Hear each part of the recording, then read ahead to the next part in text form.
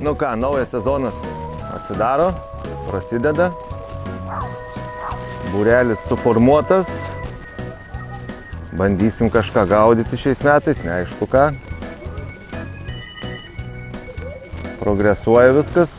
Žuvies iš vienos pusės mažėja, iš kitos daugėja. Gaudysim didelę žuvį, katros daug atsirado. Gal karpius, gal šamus. Bandysim formuoti grupę. Žiūrėti, auginti tą jaunąją kartą, nes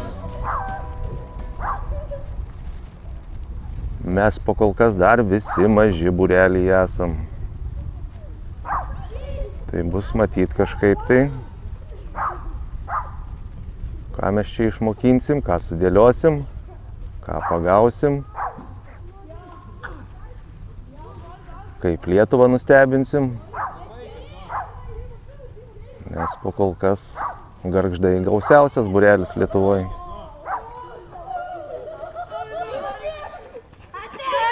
Va, nu ir ką su tokiais reikia daryti? Kažkaip tai. Ir sako, kodėl žuvis nekimba, todėl, kad žuklės būrelis pasirodys. Nieko, linksma pas mus. Nu, varžybos neaišku, daugmaž aišku, daugmaž bus kas Gargždai organizuos, tai yra laisvalaikio centras. Pirmosios, pinigavimo bus varžybos, katras susirenka. Gausiai, iš tikrųjų gausiai, daugiausia vaikų tai buvo kažkada čia 60, berods 62, man atrodo. Tai čia jau labai daug.